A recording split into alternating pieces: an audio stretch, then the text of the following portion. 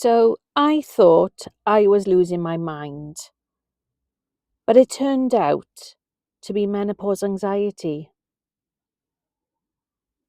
Can we talk about menopause anxiety? Are you ready to tune in and listen? Because I genuinely thought I was losing my mind, okay? The anxiety that I was experiencing, the panicky feeling, the thoughts, the heart palpitations, that unsettling feeling that I couldn't rest, I couldn't settle. I was just feeling anxious all the time. It was like my nervous system was just on heightened mode all the time, and I just couldn't like relax. I just couldn't be me anymore. And the thing was, my confidence had gone through this because I was overthinking everything. I started thinking, what's wrong with me? Like, what am I doing wrong? Or, why am I feeling like this? There's got to be something wrong with me. I didn't realize at the time it was my hormones that were actually making me feel this way because they were changing. And it took me a little while to really realize and, notice what was actually happening and why. But this is me now. And the thing is, I want to be able to share with you as a community that, there are so many women out there that are quietly going through the same thing. So if you haven't met me before, if you haven't come across my channel before, hi, I'm Rhiannon, and this is my channel that I created called Freedom Over 40, where I like to talk about menopause, about us women, getting to an age now where things are happening, we're starting to go through the change, whether that's peri or menopause itself. Now, I am fully in menopause. I have been on HRT for over 3 years now. So I really do understand and get what it's like to be going through this, and I'm 46 years old. So let's start with what menopause anxiety can actually feel like. You can feel like you have a tight chest. You can have racing thoughts. You're feeling overwhelmed. Things don't seem normal to you anymore. You have like sudden panic sensations, and these thoughts are just racing in your mind all the time. You're waking up with anxiety or you're restless, you don't sleep very well, social anxiety, and you even might feel like you don't want to socialize anymore. You lose confidence socially. And the thing is, you have this constant feeling about things and you just, you're over analyzing, your confidence, it just drops and you just keep thinking something isn't right. And the worst part is you can't even explain it half the time. And you think it's just you, but it's not. Like I say, so many women are going through this quietly, but we're going through this at different stages and different ages. And because there isn't that much information out for us younger women that are going through the change with perimenopause in our 30s and menopause going into our 40s, this is why a lot of us women are struggling because it isn't published out there enough. There's not enough information to support us at the moment. So this is why I created this channel, because I think it's so important. We need to make this more accessible and more widely known across the world. But what I wish someone had said and explained to me earlier, that it's not just in my head, that hormones affect your brain chemistry. So for example, the estrogen impacts your serotonin, and that's the feel-good chemical. And when that is affected, the hormones start to fluctuate and you just feel out of sorts. You start having these anxiety feelings, this tight in the chest. And it starts happening in perimenopausal stage, let alone going through the menopause. And these things, when it happens, it can affect your mood, your anxiety levels, your sleep, stress responses. You're more sensitive to things more than you would normally be. And even your confidence, like you just don't feel like you want to engage as much anymore. You don't want to be more social anymore. You don't want to go out your door. You're quite happy just to stay home more and just shut the door. And I've been feeling like that for quite a long time. And the real life thing is, to put everything onto perspective, is also you've got your work stress, your family life, responsibilities, lack of time for yourself, and you start feeling more pressured, like everything starts to build inside you, and then that heightens things even more. It becomes worse. So the thing with menopause is it can turn the volume up because it heightens everything so much. It's like your anxiety and someone's got the dial and it's turning it up like to full pelt and you just think, I can't cope with this. I can't do this anymore. And you start panicking and, everything just becomes too much and you can't think straight and brain fog kicks in. And the more stressed you are, the more you can't concentrate, the more you can't remember things. And it's like a vicious circle. You're on this um, hamster wheel, basically. It just doesn't let off. So if you're watching this and you're thinking, why do I feel anxious all of a sudden? Why do I feel like I'm not coping? And why am I scared of things that never used to bother me anymore? I want you to hear this loud and clear. You are not broken. You are not weak. And you're certainly not going mad. You might simply be experiencing menopause symptoms that no one prepared you for, like I wasn't prepared for because nobody told me. People assumed, oh, you're too young, Ree. Why would you be going through that? You're only in your late 30s, whatever, and then 40s. And the fact is, I was going through perimenopause and I was suffering because people look at me and I think I look young and I am young. And, people judge, they assume, and it's not right. People shouldn't. I'm not here to be fitted in a box just because I look a certain way or whatever. So, you might simply be experiencing menopause symptoms that no one prepared you for. And I want you to know you can get through this. Just please be kind to yourself. And I know it's easier said than done because life really does life. Life gets in the way. Things happen when you least expect it. You cannot plan for everything that happens. And I completely understand and appreciate it because you can't control everything. And this is coming from somebody that likes to be in control, who's very organized, likes to know what's going on all the time, likes to make decisions and so forth. And do you know what? I had to realize that I can't do everything anymore. I have to change my way. I have to put things in place to help me cope more, to help me function, and get through the day. So, what I want you to do is a couple of things if you're happy to.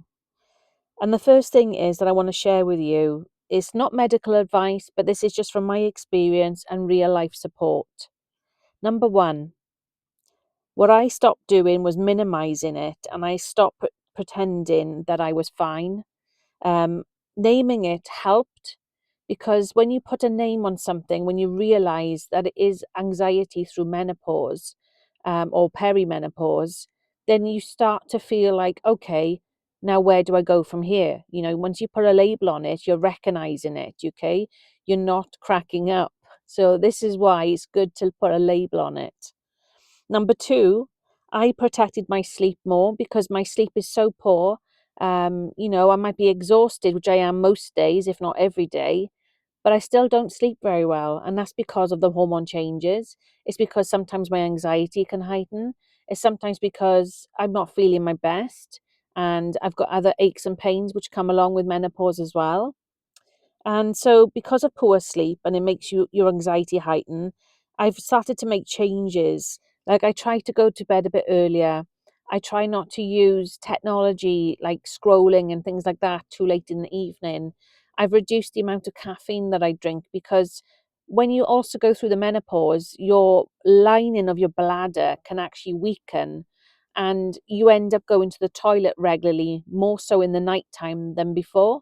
And sometimes you can go to the bathroom 3, 4 times a night, which also breaks up your sleep. And then it can be hard to get back to sleep again. So you're not getting that full, rested, deep sleep that you really need to help you cope and function for the following day. Number three, like I said, was reducing caffeine, but also your sugar intake as well, because sugar is not great for you. There's a lot of information I could go into about sugar, but please look at your diet. Try to make a little change here and a little change there, and it will eventually add up. So, reducing your caffeine, reducing like sugary, drinks and foods and sweets and things like that, try to cut them down because they can stimulate you and that doesn't help when you're trying to sleep and you need your sleep. Um, and also, when you cut down caffeine, it would help reduce the amount of anxiety or the heart palpitations, because sometimes when you drink too much caffeine, it can actually affect your heart rate. It will make your heart rate perform quicker and faster because it's a stimulant. It helps stimulate your heart. So, number four, I would say, would be to sort of start regulating my nervous system with simple things. And what I mean by that is, if you can go for a walk outside, or if you're not able to go for a walk, can you sit outside in fresh air for 5 to 10 minutes? Can you listen to the birds singing? Can you focus on a tree moving in the wind? Is there something you can do that can just try and help you come down a bit and switch off more and relax? I like people watching. So if I go somewhere where there's a coffee shop, or if I'm going somewhere, then I like to watch people go by. I enjoy seeing what people do, and, you know, um, just things that change my mindset, things that distract me a little. What I also find is deep breathing as well. So, if you've ever tried to do some deep breathing, or if you haven't tried before, there's plenty of channels on here that will help you look into deep breathing, will look into meditation and all sorts. And that's certainly worth for you to look into. Another thing as well is grounding. Now, if this is something that you can relate to and you understand, try going outside bare feet if it's safe to do so. I don't want you to cut your feet or anything, but if you've got grass outside, try walking on the grass like your own garden area with no shoes and socks on, and just ground yourself. Just walk around or stand there for 5 minutes on the grass. Take some deep breaths in and just slow it down a bit. Another thing you can do is stretching. Now, depending on your body and, how you function and so forth, stretching is also another thing. Again, you can search these things here on YouTube. There's so many things on here, so many channels. Now, if it's suitable for you, have you looked into trying magnesium and taking that in the evening to help you sleep at night? Magnesium does have some benefits, so look into that. Speak to your medical professional, GP, or somebody that you can ask from medical and, medication advice, and see if you're able to take magnesium to help you relax. And another thing that I do, which I've done for a long time on and off, and I do also have a pen and paper, like a pad next to me at my side of my bed, is journaling. Or if I've got something that I forgot to do in the day because your brain is like all over the shop and your memory isn't what it used to be, I would have to write it down on a piece of paper next to me at my bedside, because if I don't, I will deliberately stay awake until I know I'm back in work, or if it's something I got to do at home, then I will not rest properly. I will not be able to sleep because it's on my mind that I haven't done something important. So if you have a piece of paper or a writing pad or book and a pen or pencil, whatever it is you've got there, even if you have to use your eyeliner, or lip liner, whatever, just have something by the side of your bed. So sometimes just jotting down your thoughts or something that you need to do and you've forgotten to do it, write it down, get it out of your head, get it onto paper, excuse me, and just help yourself, okay? Put these things in motion. You're not going to remember to do these all the time, and I get that because things just happen, okay? Things can happen quite quickly, in fact. But the sooner you start doing these and implementing them and doing it more and more, it then becomes a habit, and then it will help you cope a little better. So the other thing I will say as well that I've started doing, and I have been doing this since my mid-30s, is I set boundaries. Now, I've stopped basically people pleasing. I no longer do that. I've started saying no to a lot of people, not because I'm nasty and not because I don't want to help people, but I also understand I do not have the same energy levels like I used to. My life has changed, my commitments, my situation, my job, location where I live, all these things have changed. And over the years, I've had to step back. I cannot do everything for everyone anymore. I can't be the person that runs around for people all the time. You know, as much as I want to help people, I've got to be kind to myself, because if I don't, then I'm only going to make myself more ill, more anxious, more stressed, more exhausted. So start putting boundaries in place. Don't be afraid to say no. You know, no is an answer. You shouldn't have to explain yourself either. That's another thing. And most importantly, if you haven't gone to a medical professional, like here in the UK, it would be your local GP, but wherever you're living, if you have access to um, a medical service, then please seek advice. Please seek somebody to help you medically that's qualified and that can help see where you are, can potentially test your blood levels to see if you're in peri or menopause, and then help you put together a plan. It's your choice if you decide to go on medication or not. I decided because I felt like I had to do something. It was getting to that stage where I was 42 and I'd already, been going through this, like no periods for over 2 years, and when I was 42. So I really knew that there was a lot going on in my body and things had changed. And I needed to get to the bottom of what was going on and what was wrong with me, what I thought was wrong with me. So by going on HRT for me, for example, I'm on the patches, and I would have used the gel, but the gel was not in stock. And because we had long come out of lockdown, there wasn't really much supply of the HRT gel. So I opted for the patches, and I've been using the patches ever since. Now, I've been on the patches over 3 years, okay? And I get reviews regularly at my doctor's to check my blood pressure, because there are side effects like there is with any medication. So you do have to be mindful, and depending on your medical history, and if you're on any other medications, for example, will depend on whether or not you can have HRT. But like I said, if that's something you want to do, please seek medical advice, okay? Because I'm not qualified to prescribe for obvious reasons. But you need to find out what is out there for you, what you can have, or if you choose to take that. There are herbal and other supplements that people take. Again, please search that. You can search it on here on YouTube. You can go on Google. You can find what's out there on the market, and check the reviews. Check they're a trusted source, a trusted site. If you know people that are going through the change, ask them.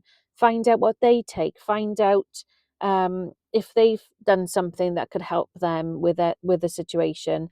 Don't be afraid to talk about it. Doesn't matter about your age.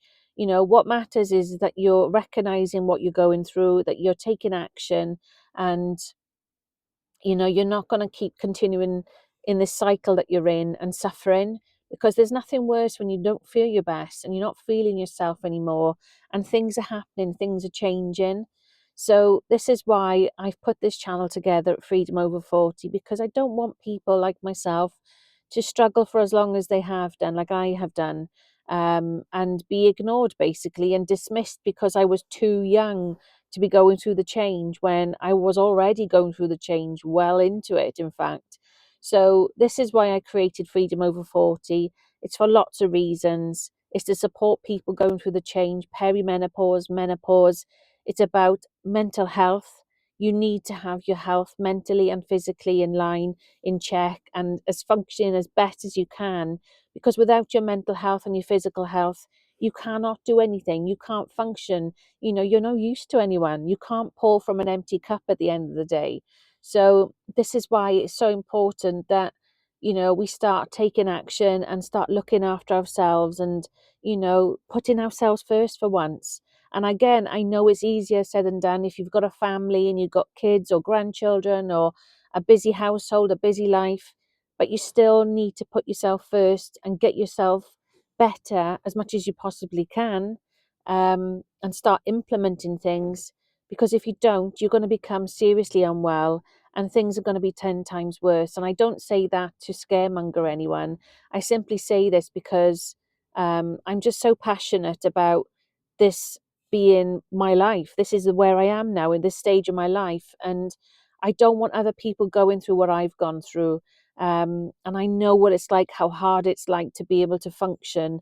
And it can be really daunting.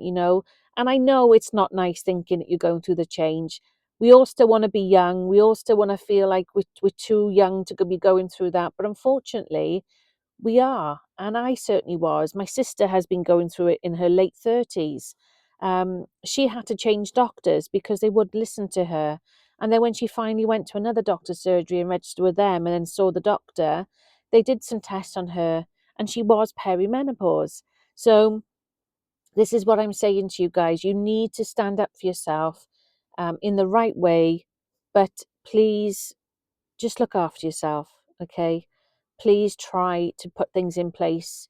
Don't overwhelm yourself. Don't pressure yourself, and put those boundaries in line, okay? Because you need to help yourself function and to get through this stage in your life, because it's going to be going on for quite some time, and it could be several years. You know, everyone is different.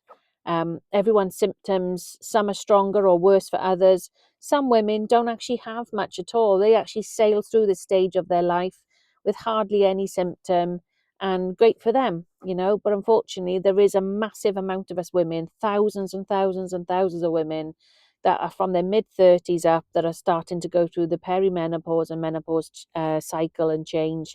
So I just want you to know that this channel is to help support you all, and for people suffering with mental health as well.